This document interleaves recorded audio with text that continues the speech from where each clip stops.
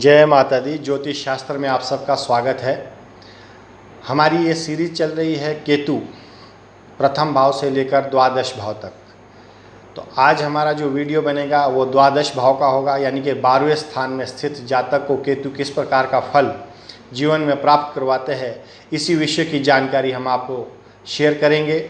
दोस्तों, अगर आपने अभी तक हमारा ये YouTube चैनल सब्सक्राइब नहीं किया तो सब्सक्राइब करें, लाइक और शेयर करना भी ना भूलें और साथ में बेल आइकन को ज़रूर प्रेस करें ताकि हमारी जो सीरीज़ है ये 9 ग्रहों पर आधारित है। संपूर्ण 9 ग्रहों के 12 भाव से लेकर यानी कि 12 नए 108 वीडियो आपको शेयर होंगे, तो आप इसे शेयर और लाइक करना भी ना भूलें। और आपको ये सारी जो जन्म कुंडली पर 9 ग्रह आपकी कुंडली आप स्वयं देख के अपनी कुंडली के बारे में जान सकेंगे।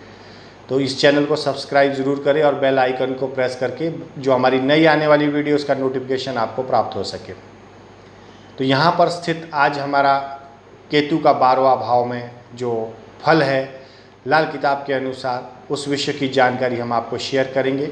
वीडियो के अंत तक बने रहे, क्योंकि यहाँ पर 12वें स्थान में केतु शुभ और अशुभ दोनों प्रकार का जो फल प्राप्त करवाते हैं जातक को, वो संपूर्ण विषय की जानकारी हम आपको शेयर करेंगे। साथ में उसके आपको उपाय बताएंगे और वो उपाय करके आप अपने जीवन काल में जो नेगेटिव एनर्जी या कहीं आप बुरी प्रॉब्लम में फंसे हैं, दिक्कत में, परेशानी में हैं, दुख भोग रहे हैं केतु के कारण जो 12वें स्थान में स्थित है, तो उसके उपाय भी बहुत सरल हम आपको बताएंगे। तो बने रहे, अंत तक ये वीडियो ज़रूर देखिए।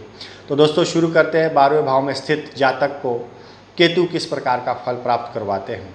यहाँ केतु उच्च का माना जाता है, क्योंकि यह जो स्थान होता है 12वां स्थान, अगर इस स्थान पे केतु बैठे हैं तो ऐसा जातक अमीर होगा, उसको बहुत बड़ा पद प्राप्त होगा जीवन काल में और अच्छे कर्मों को समर्पित होगा। जो भी जातक यहाँ पे कर्म करता है अपने जीवन काल में, उसके जो कार्य होते हैं, अगर शुभ अवस्था में केतु है तो उसका जो कार्य है वो सराहनीय होगा।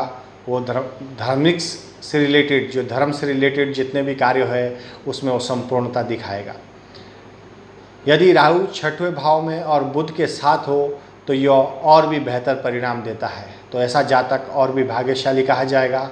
और केतु मोक्ष कारक भी है, तो अगर आपके कर्म अच्छे हैं तो मनुष्य मात्र का तो जन्म ही मोक्ष के लिए हुआ है। और 12वें स्थान में स्थित केतु शुभ अवस्था में हो, आपके कर्म शुभ हो, तो अवश्य ही ऐसा जातक एक गूढ़ रहस्य को पाकर, वेदांत जिसे कहते हैं, वेदों का अंत जानकर अपने जीवन का जो मनुष्य मात्र का जो जीवन जन्म हुआ है वो उसमें ऑलमोस्ट सार्थक सिद्ध कर लेता है।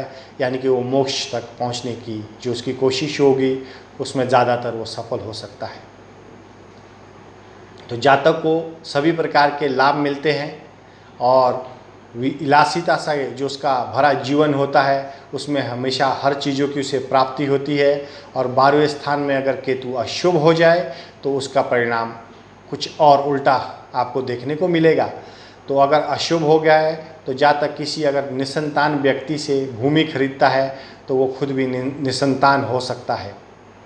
तो इसलिए आप इस चीज़ का ख्याल रखें कि जो भी जातक की अभी मैरिज नहीं हुई है या मैरिज हुई है और संतान नहीं, और उसके पहले अगर किसी से निसंतान व्यक्ति से भूमि खरीद रहा है तो उसके लिए वो योग हानिकारक सिद्ध होगा, क्योंकि अगर यहाँ पर केतु 12वें भाव में स्थित जातक को शुभ फल प्राप्त नहीं करवा रहे हैं। और साथ ही यदि जातक किसी कुत्ते को मारता है या जान से मार देता है तो उसके लिए और भी खतरनाक परिस्थिति बन जाएगी। उसका जीवन भयंकर रूप से पीड़ित हो जाएगा और वो बहुत सारी बातों से प्रताड़ित होता रहेगा जीवन काल में। यदि दूसरे भाव में चंद्रमा, शुक्र या मंगल ग्रह हो तो केतु हानिकारक, मतलब और भी हानिकारक परिणाम देता है। कहने का तात्पर्य है कि अगर अशुभ अवस्था में जातक को 12वें स्थान में केतु अगर बैठे हैं तो जीवन उसका बहुत सारी बातों से खराब हो जाता है। उसे बहुत सारी ऐसी बातों का सामना करना पड़ता है जो आकस्मिक होती है, जो उसने कभी कल्पना नहीं की होती है। क्योंकि केतु एक छाया ग्रह है तो हमें इसे समझने में समय नहीं लगेगा कि किस प्रकार का फल ये जीवन काल में उस जातक को प्राप्त करवाएगा। तो अगर आपको भी यहाँ पर स्थित केतु अच्छा फल नहीं दे रहे, आप अपनी जन्म कुंडली को देखिए। अगर यहाँ पर स्थित 12वें भाव में जो केतु है अगर आपको अच्छा फल नहीं दे रहे हैं तो आपको ये उपाय करके अपने जीवन में अवश्य ही अपने जीवन को बदलना चाहिए, क्योंकि जो उपाय होते हैं बहुत सरल होते हैं। अगर आप ये उपाय अपनाते हैं तो डेफिनेटली आपके जीवन काल में जो कठिनाइयाँ हैं, परेशानियाँ हैं, वो ना के बराबर होगी। तो लाल किताब फल कथन के अनुसार जो उपाय है, ऐसे जातक को जो 12वें जातक में जिनका केतु बैठा है और अशुभ फल दे रहा है, तो भगवान गणेश की पूजा अवश्य करनी चाहिए। साथ ही ऐसे जातक को अपने जीवन काल में कभी भी अपना चरित्र, जिसे करैक्टर कहते हैं, खराब नहीं करना चाहिए। धर्म पत्नी को छोड़कर कहीं भी किसी और स्त्री से संभोग नहीं करना चाहिए। यहाँ पर स्थित 12वें भाव में जातक अगर केतु से बुरा फल प्राप्त कर रहे हैं, तो ऐसे जातक को जीवन काल में एक कुत्ता तो अवश्य पालना चाहिए। और साथ ही ऐसे जातक को अगर रात को नींद अच्छी नहीं आ रही है, तो नींद प्राप्ति के लिए, क्योंकि नींद हमारे जीवन का बहुत अहम हिस्सा है, और अगर जीवन में नींद नहीं है तो समझो पूरी लाइफ आपकी डिस्टर्ब है। क्योंकि हर इंसान को कम से कम 6 से 8 घंटे की नींद अवश्य ही आनी चाहिए। अगर ये नींद में कमी आ रही तो ऐसे जातक को अपने तकिए के नीचे खांड और सौंफ, जो देसी खांड आती है और जो सौंफ हम लोग यूज़ करते हैं, खाते हैं, वो अपने तकिए के नीचे रख के रोज़ सोना चाहिए। आप एक पोटली बनाकर, छोटी सी पोटली बनाकर, तो अपने बिस्तर में जो तकिया रखा है उसके नीचे रख के आप सो सकते हैं। तो उससे आपको जो केतु के 12वें स्थान के जो दुष्प्रभाव है, नींद के कारण आपको प्रॉब्लम कुछ अगर आ रही है, तो आपकी नींद में उसमें लाभ होगा, आपको अच्छी नींद पड़ेगी। तो ये बहुत ही सरल उपाय है। आप अपने जीवन काल में इन उपायों को बदलिए, आपके कर्म बदलिए तो आपका भाग्य बदलेगा। कर्म हमेशा 9 ग्रहों पर आधारित, जन्म कुंडली पर आधारित बदलिए। किसी मित्र के कहने से, किसी यार दोस्त या आपके फ्रेंड सर्कल में कहने से, या किसी का एडवाइस लेके डायरेक्ट अपने कर्मों को मत बदलिए, क्योंकि उसमें आपको कितना सक्सेस मिलेगा ये जानकारी आपको नहीं होती है। आप एक ब्लाइंडली ट्रस्ट करते हैं, मेरे मित्र इस एजुकेशन में जा रहे हैं तो मैं भी यही एजुकेशन ले लेता हूँ, मेरा मित्र ये कोर्स कर रहा है, मेरा फ्रेंड ये कोर्स कर रहा है तो मैं भी इसी कोर्स में चला जाता हूँ। किसी का बेटा उसमें डॉक्टरी कर रहा है, इंजीनियरिंग कर रहा है, ऐसा सोच के चलो मैं भी मेरे बेटे से डॉक्टरी इंजीनियरिंग करवा लेता हूँ। कोई सोचता है मेरा बेटा सैनिक बनेगा क्योंकि उसका बेटा भी सैनिक है, तो चलो मैं भी मेरे बेटे के लिए ट्राई करता हुए भी सेना में जाए। लेकिन याद रखिए, आप ये जो कोशिश करते हैं, ये आपकी सक्सेसफुल सिर्फ मैक्सिमम 15 to 20%, मैक्सिमम 15 से 20% ये आपकी जो टारगेट होते हैं वो सक्सेसफुल हो सकते हैं। बाकी 80% इसमें सक्सेस नहीं होता है। होल लाइफ हर आदमी की डिफरेंट होती है। होल लाइफ उसका जन्म जो हुआ है उसके आधार पर, जो वहाँ पे जन्म कुंडली में 9 ग्रह बैठे हैं, अगर उसके हिसाब से वो लाइफ जीता है तो वो उससे ज़्यादा, कहीं ज़्यादा अच्छा कमा सकता है, कहीं ज़्यादा अच्छा अपने परिवार को सुख दे सकता है, कहीं ज़्यादा अच्छा अपने परिवार के लिए कर सकता है।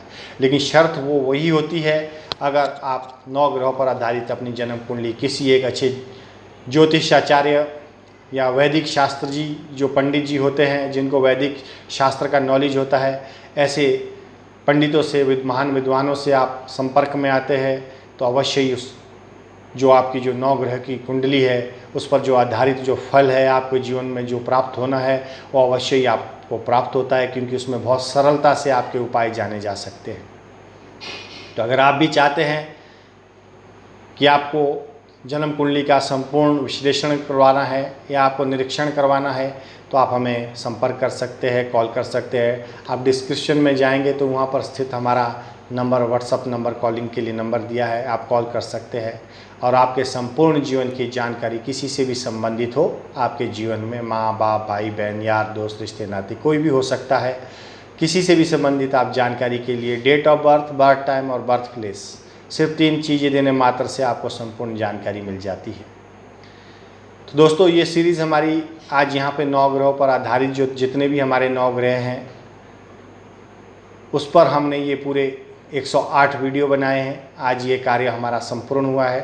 तो अगर आप भी चाहते हैं कि आगे जो हमारी और नई सीरीज़ आएंगी वो आएंगी हमारे नक्षत्रों पर, जो हमारे शास्त्र अनुसार हमारे जो नक्षत्र होते हैं 27 नक्षत्र, क्योंकि नक्षत्र देखना अनिवार्य होता है। जब भी जो बच्चा पैदा होता है तो उसका नक्षत्र कौन सा है, वो किस नक्षत्र में पैदा हुआ है, क्योंकि वो नक्षत्र का योग उसकी लाइफ टाइम तक उसका पीछा नहीं छोड़ता है।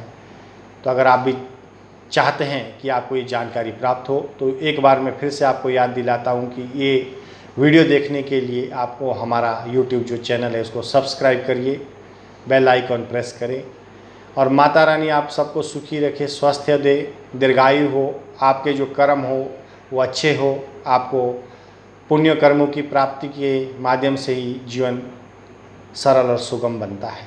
तो आपके कर्म अच्छे होने चाहिए। इसी कामना के साथ माता रानी सबको सुखी रखे। आज का विषय मैं यहीं पे समाप्त करता हूँ। जय माता दी।